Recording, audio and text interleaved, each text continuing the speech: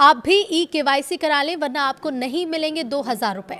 नमस्कार, बहुत स्वागत है आपका न्यूज़ 18 का डिजिटल प्लेटफॉर्म आप देख रहे हैं। मैं हूं आपके साथ ऋतु सिंह। इसी साल 23 मार्च को सरकार ने पीएम किसान योजना की 22वीं किश्त जारी कर दी है। अब किसानों को 23वीं किश्त का इंतजार है, लेकिन किश्त आने से पहले किसानों को अपनी ई-केवाईसी कराना जरूरी है। ई-केवाईसी पूरी न होने पर 23वीं किश्त रुक सकती है। पूरी डिटेल क्या है आपको बताते हैं। तो देश के करोड़ों किसानों के लिए प्रधानमंत्री किसान सम्मान निधि योजना किसी वरदान से कम नहीं, लेकिन क्या आप जानते हैं कि एक छोटी सी चूक आपकी 2000 रुपए की किश्त को रोक सकती है।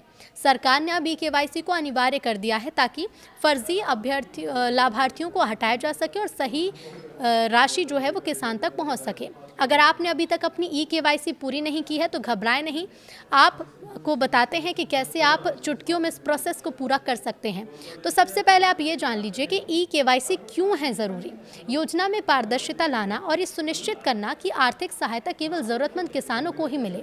ई-केवाईसी होने से आपका आधार और बैंक डेटा सत्यापित हो जाते हैं, यानी कि वेरीफाई हो जाता है, जिससे किस्त सीधे और सुरक्षित आपके खाते में पहुँच जाती है।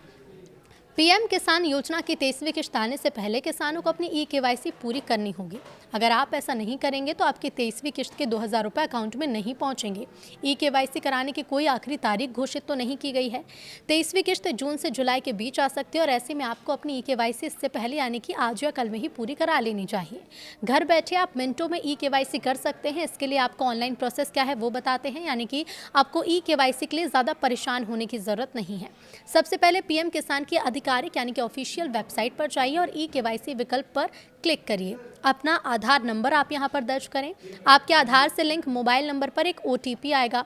ओटीपी डालकर सबमिट करें। अगर स्क्रीन पर ई-केवाईसी सक्सेसफुली कंप्लीटेड लिखा आता है तो समझें कि काम हो गया। अगर मोबाइल पर ओटीपी नहीं आ रहा तो पास के सीएचसी यानी कि ई मित्र सेंटर पर जाइए। वहां आपको मोबाइल की ज़रूरत नहीं होगी। फिंगरप्रिंट यानी कि बायोमेट्रिक के जरिए आपकी ई-केवाईसी यहां पर तुरंत पूरी कर ली जाएगी। ई-केवाईसी के लिए आपका आधार कार्ड और आधार से लिंक एक्टिव मोबाइल नंबर सबसे ज़रूरी है। ये जानें कि आपके बैंक खाते में डीबीटी यानी कि डायरेक्ट बेनिफिट ट्रांसफ़र इनेबल हो ताकि सरकारी पैसा बिना रुकावट आए। वेबसाइट पर बेनिफिशियरी स्टेटस में जाकर अपना रजिस्ट्रेशन नंबर दर्ज करें।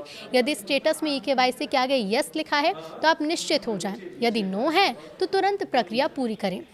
आपकी अगली किश्तें रुक सकती हैं और आपका नाम लाभार्थी सूची से हटाया जा सकता है। किश्त आने की संभावित तारीख से कम 15 दिन पहले ई-केवाईसी पूरी कर लें ताकि आखिरी समय में तकनीकी दिक्कत ना आए। पीएम किसान योजना सम्मान निधि की 23वीं किश्त जून या जुलाई के बीच या फिर अगस्त तक जारी हो सकती है। इसके लिए तारीख की घोषणा फिलहाल नहीं हुई है। 22वीं किश्त 23 मार्च को जारी की गई थी। अब 23वीं किश्त का इंतजार है, लेकिन उसके पहले सबसे ज़रूरी है कि आप ई-केवाईसी की प्रक्रिया को पूरी करें।